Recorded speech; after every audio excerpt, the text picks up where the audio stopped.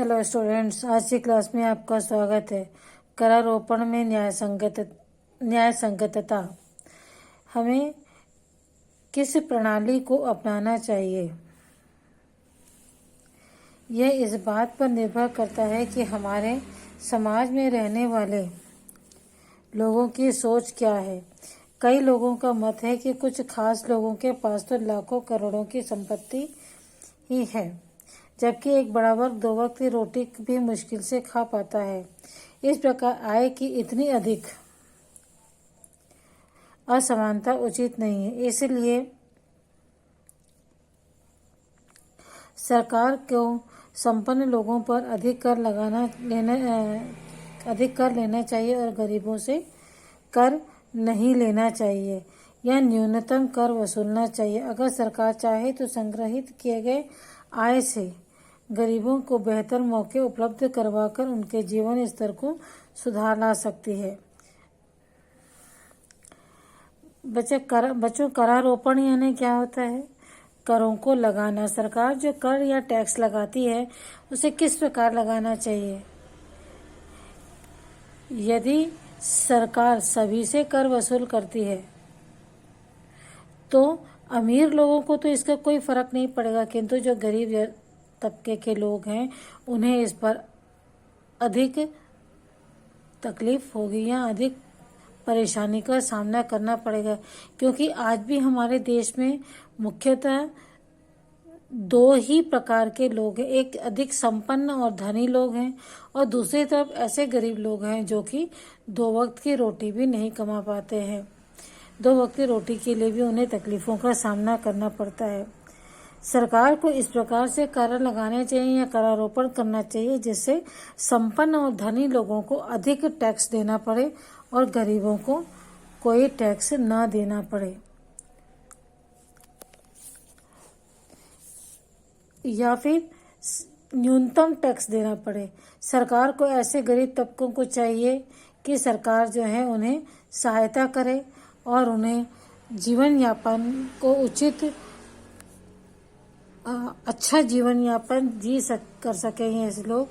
ऐसे लोग उनके लिए बेहतर मौके उपलब्ध करवाने चाहिए। जीवन स्तर में सुधार भी ला सकते हैं। आयकर के नियमों के अनुसार जिनकी आय अधिक है उन्हें अधिक टैक्स देना पड़ता है और जिनकी आय कम है उन्हें कम आयकर देना पड़ता है। आयकर में हम चोरी नहीं कर सकते टैक्स की। जो आय है हमारी वह सरकार की तरफ से है या उसके जिस कंपनी या संस्था से उसकी तनख्वाह बनती है, वेतन बनता है, वहां से उसकी आय की गणना की जा सकती है। किंतु उद्योगों के जो मालिक हैं वे अपने टैक्स को बचा सकते हैं, किंतु यह टैक्स जो होता है जो उद्योगों में बने हुए सामानों पर लगाया जाता है, ये अप्रत्यक्ष कर होता है।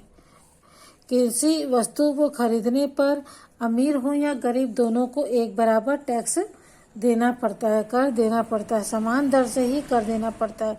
अगर अमीर और गरीब के बीच के मामले में अंतर करना है तो इसका एक उपाय यह है कि आवश्यक वस्तुओं पर कोई कर न लगाया जाए या बहुत कम कर लगाया जाए, किंतु जो लग्जरी सामान है, विलासिता की जो सामान है जो केवल अमीर लोग ही खरीद सकते हैं, उन पर ज़्यादा टैक्स लगाया जाए। जैसे car, laptop, air conditioner, restaurant में भोजन करना, होटलों में रहना, ये ऐसी वस्तुएं जो लोग अपने जीवन को अत्यंत सुलभ और सरल बनाने के लिए करते हैं। एसी है, कार, वॉशिंग मशीन, टीवी या इस प्रकार के बड़े सामान हैं, वो घूमने फिरने पर लग्जरी लाइफ जीने के लिए, जो विलासितापूर्ण जीवन जीने के लिए जो वस्तुएं अमीर लोग खरीदते हैं, ऐसी वस्तुओं पर अधिक कर लगाना चाहिए। वस्तुओं और सेवाओं पर कर लगाते समय सरकार को एक बात जरूर ध्यान में रखनी चाहिए कि ऐसी कोई वस्तु ऐसी कई वस्तुएं और सेवाएं हैं जिनका लोग सीधे उपयोग नहीं करते हैं, जैसे डीजल, एल्यूमीनियम, स्टील, मशीनें, ट्रक, टायर्स आदि। लेकिन जब इन चीज़ों पर कर बढ़ाया जाता है तो इनके उपयोग में बनने वाली अन्य वस्तुओं या इनकी मदद से परिवहन होने वाली चीज़ों के दाम बढ़ जाते हैं। इस प्रकार भले ही गरीब लोग केवल अनाज या कपड़े खरीदते हों, लेकिन डीजल या स्टील पर कर बढ़ने से इसका एक हिस्सा गरीबों को भी भुगतान करना पड़ता है। अक्सर डीजल, पेट्रोल के दाम बढ़ने से क्या होता है? महंगाई पर असर पड़ता है, क्योंकि किसी भी वस्तु को एक स्थान से दूसरे स्थान पर ले जाने के लिए या बाजार तक पहुंचाने के लिए हमें ट्रक, मेटाडोर या इस प्रकार के अन्य परिवहन के साधनों की आवश्यकता होती है। यदि डीजल के भाव या पेट्रोल के भाव बढ़ेंगे तो अप्रत्यक्ष रूप से महंगाई पर असर पड़ेगा, क्योंकि इन्हीं के द्वारा परिवहन किया जाता है, सामान को एक स्थान से दूसरे स्थान पर पहुंचाया जाता है। इसके अलावा यदि एल्यूमीनियम, स्टील या मशीनों, टायर आदि के दाम बढ़ाए जाते हैं, इससे भी महंगाई जो है बढ़ती, क्योंकि ये सभी वस्तुएं जो हैं कंपनी में और उद्योगों में काम आने वाली वस्तुएं हैं। यदि इनके दाम बढ़ेंगे तो अस्वाभाविक रूप से जो उद्योगों में माल या वस्तुएं बनती हैं उनकी लागत भी बढ़ जाएगी और इस कारण इन वस्तुओं के दाम में बढ़ जाएंगे और इसका सीधा असर गरीबों पर पड़ता है। अमीर को अगर 3 रुपए की वस्तु को हम 4 रुपए में बेचते हैं तो कोई फर्क नहीं पड़ेगा, किंतु जो गरीब तबके के लोग हैं उन्हें इस बात का फर्क पड़ता है। तो वे जो लोग हैं, ऐसे जो गरीब तबके लोग हैं, वे केवल अनाज या कपड़ा ही खरीदते हों, तब भी यदि डीजल और पेट्रोल इत्यादि के भाव बढ़ते हैं, स्टील के भाव बढ़ते हैं, तो इसका असर उनके इस वस्तुओं के भुगतान पर भी पड़ता है। कर अपवंचना या कर चोरी। कई उद्योगपति, व्यापारी अपने आय का पूरा विवरण नहीं देते हैं और इस प्रकार वे टैक्स चुकाने से बच जाते हैं और इसे ही कर चोरी कहा जाता है। जितनी उनकी आय है उसकी आय से उसे कम दर्शाते हैं और कम दर्शाने के कारण क्या होता है, उनके ऊपर टैक्स उतनी ही आय का लगता है जो वो दर्शाते हैं। इस प्रकार वे अपनी आय का एक बहुत बड़ा हिस्सा या छोटा हिस्सा बिना टैक्स के अपने पास रखते हैं और इसे ही काला धन कहते हैं। और ये आय का जो छोटा या बड़ा हिस्सा जो अलग से वो छुपा के रखते हैं उसे काला धन कहा जाता है। कई कारखानों के मालिक, अमीर लोग, जमींदार आदि लोग जो हैं जितना कमाते हैं उतना लोगों को, उतना सरकार को दिखाते नहीं हैं और इस प्रकार से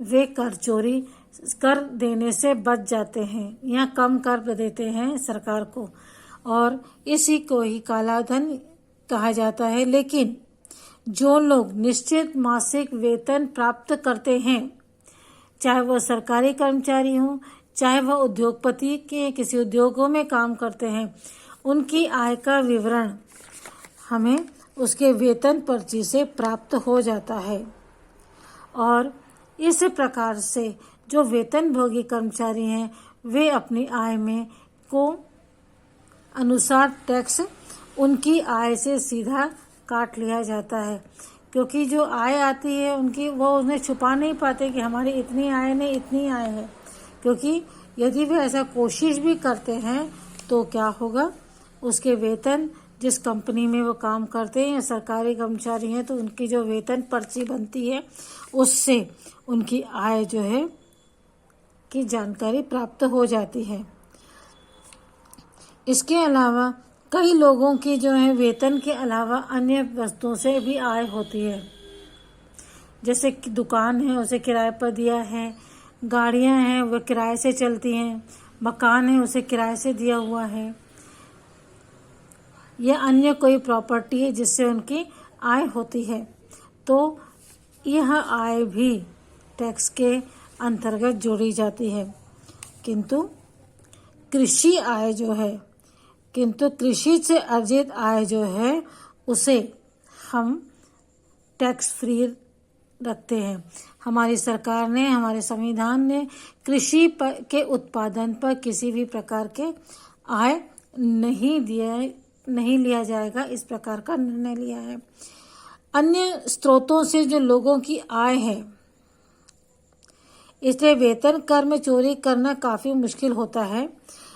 इसलिए इन लोगों की आय और उनके स्रोत और अन्य स्रोत भी हो सकते हैं। चूंकि कृषि से अर्जित आय पर कर नहीं लिया जाता है, इसलिए इनमें से कई लोग जो है दूसरे स्रोतों से प्राप्त आय को कृषि आय से अर्जित आय बता देते हैं और आसानी से कर की चोरी कर लेते हैं। इस प्रकार कर की चोरी करने वाले लोग कई तरह के होते हैं, जो अपने पास काला धन रखते हैं और काले धन पर अंकुश लगाने के लिए आयकर विभाग द्वारा समय समय पर कर चोरी करने वाले लोगों के ठिकानों पर छापे भी मारे जाते हैं। विभाग कर चुकाने की प्रक्रिया को और भी आसान बनाने के लिए निरंतर प्रयास कर रहे हैं, ताकि लोग कर का भुगतान आसानी से कर सके। कई लोग थोड़ा सा टैक्स बचाने के लिए सरकार के सामने अपनी आय का प्रदर्शन या पूरी आय का विवरण नहीं देते हैं और इस प्रकार से कर चोरी करते हैं। लेकिन सरकार जो है कई तरीकों से कर चोरी करने वालों के लोगों के ठिकानों पर छापे मारती है और विभाग द्वारा कर चुकाने के लिए प्रक्रिया को और भी आसान बनाने के उद्देश्य से निरंतर प्रयास किए जा रहे, ताकि लोग जो है कर या टैक्स का भुगतान आसानी से कर सकें। दूसरी तरफ अप्रत्यक्ष कर अर्थात जीएसटी जो है, अप्रत्यक्ष कर को आसानी से संग्रहित किया जा सकता है। आयकर से जो टैक्स होता है वो तो कट जाता है, किंतु अप्रत्यक्ष कर जो है वह भी आसानी से अर्जित हो जाता है, क्योंकि जो वस्तुएं कंपनी जो है उद्योगों में बनती हैं वह बाजार में बेची जाती है और बाजार में बेचने के कारण क्या होता है, उनमें कंपनी द्वारा जो टैक्स लिया जाता है, कंपनी द्वारा जो टैक्स दिया जाता है वह भी इसमें समाहित होता है। मैंने पिछली वीडियोस में आपको बताया था एमआरपी आपने प्रत्येक वस्तु पर लिखा हुआ देखा होगा। इस एमआरपी के अंतर्गत सभी प्रकार के टैक्स जुड़े होते हैं। वहाँ पर साथ में लिखा भी होता है एमआरपी इतना सभी टैक्स के साथ, और इस एमआरपी के अंतर्गत सभी टैक्स इंक्लूड होते हैं, जुड़े रहते हैं, तो यह टैक्स जो है आसानी से प्राप्त हो जाता है। जैसे ही जीएसटी कारखानों से या व्यापारियों से वसूल किया जाता है, सीमा शुल्क अंतर्राष्ट्रीय हवाई अड्डों व बंदरगाहों से वसूल किया जाता है। व्यापारी समुचित बिल जारी नहीं करके अपने आधिकारिक बही खातों में बिक्री को बहुत कम दिखाते हैं और जीएसटी का मकसद ही वस्तुओं और सेवाओं पर होने वाले इस कर की चोरी को कम करना है। अब जीएसटी लग गया है, जीएसटी के द्वारा पूरे देश में एक ही प्रकार की कर व्यवस्था लागू हो गई है। ऐसी स्थिति में कोई भी व्यक्ति जो है कर चोरी से बच नहीं पाए, इस प्रकार की व्यवस्था की जा रही है। और जीएसटी के द्वारा कारखानों और व्यापारियों से टैक्स वसूल किया जाता है, जबकि अंतर्राष्ट्रीय शुल्क जो है हवाई अड्डों और बंदरगाहों से वसूल किया जाता है। कर या टैक्स देना बच्चों हमारा कर्तव्य है। यदि हमने थोड़ा सा टैक्स को बचाने की कोशिश करते हैं तो हमारा देश कई गुना पीछे हो सकता है, क्योंकि यही टैक्स जो है हमारे सार्वजनिक सुविधाओं के साथ साथ हमारी अन्य आवश्यकताओं की पूर्ति करने में भी खर्च होता है। तो प्रत्येक मनुष्य को चाहिए, प्रत्येक व्यक्ति को यह चाहिए कि सरकार द्वारा तय किया गया टैक्स उन्हें ईमानदारी से दे, ताकि सरकार अपनी जनता के लिए अपने अनेक प्रकार की सुविधाएं और योजनाएं बनाए, जिससे न सिर्फ मनुष्य जाति का, मनुष्यों का, बल्कि अपने देश का भी विकास संभव होगा। तो बच्चों इस वीडियो में इतना ही। इसके अगले वीडियो में इसके आगे हम देखेंगे। Okay, bye.